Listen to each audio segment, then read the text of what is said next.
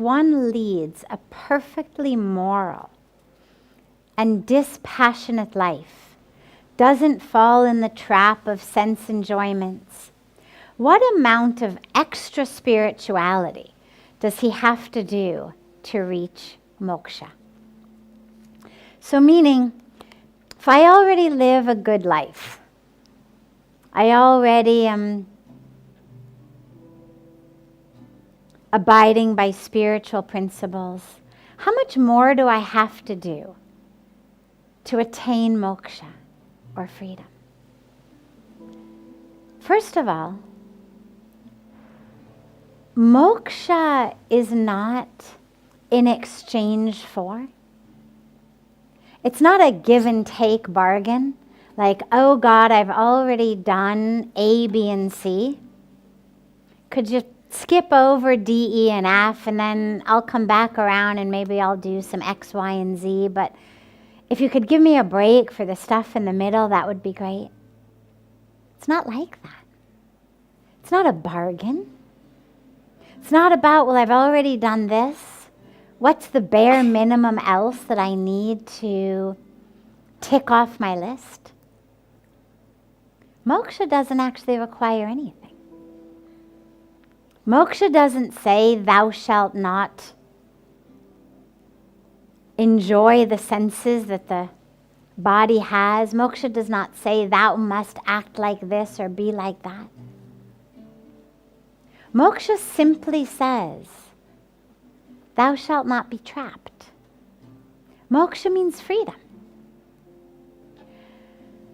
We think of it as freedom from the body, but it's not that, because the body is not the problem. The problem is the mind.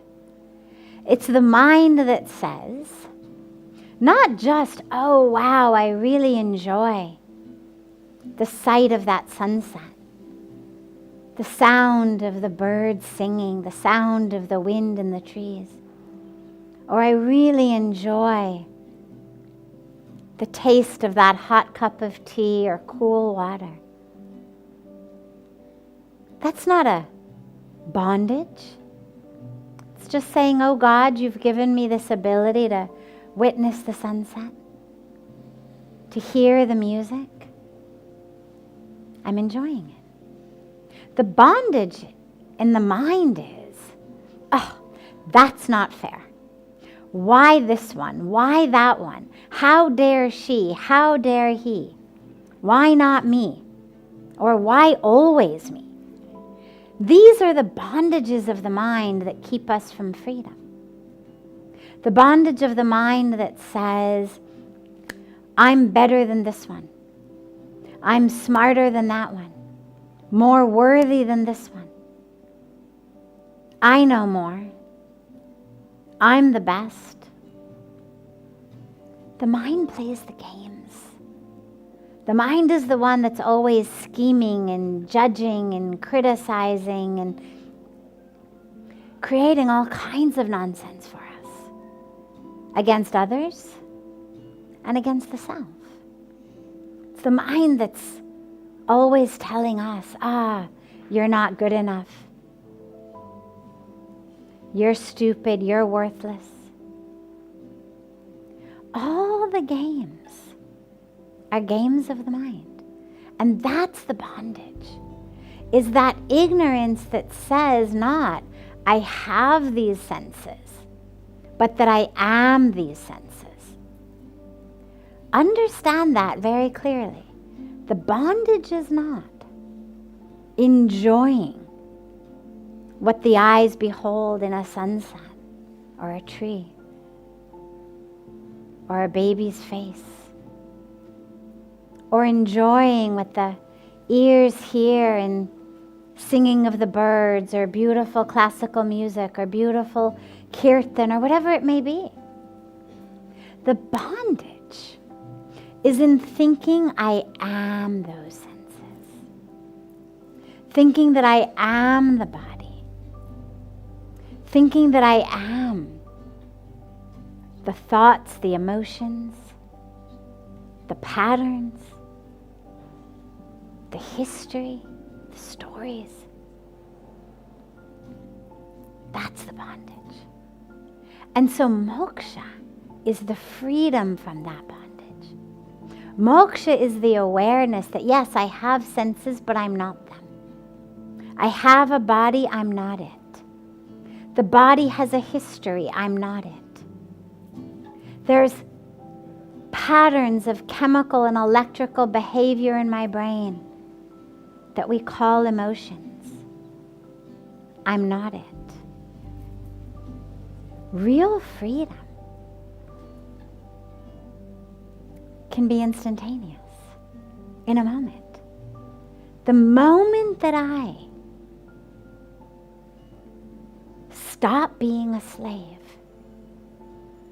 to the games of my mind, the moment that I stop being a slave to the calls of the senses, I need this, I want that.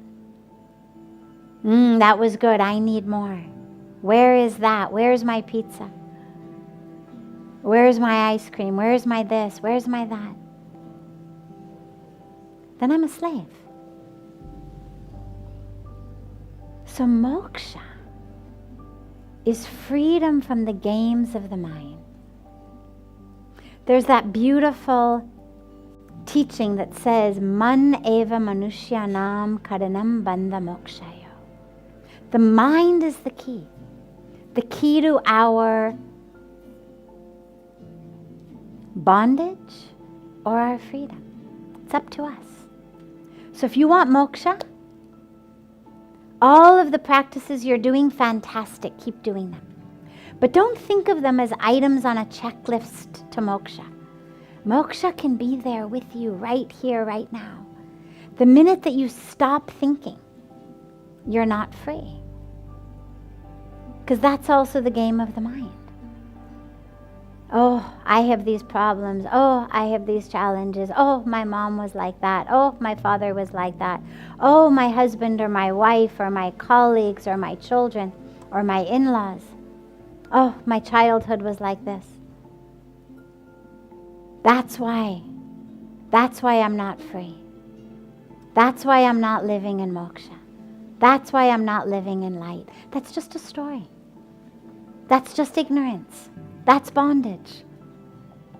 That thought is bondage. Not the mom or the dad or the childhood or the boss or the in-laws,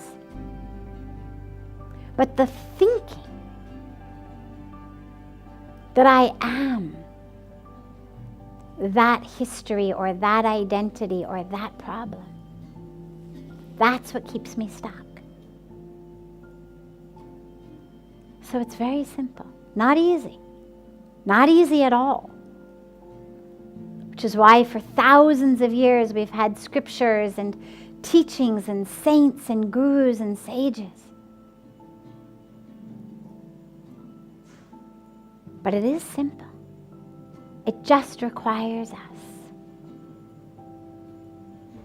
to realize that our own way of thinking is what is keeping me from being free.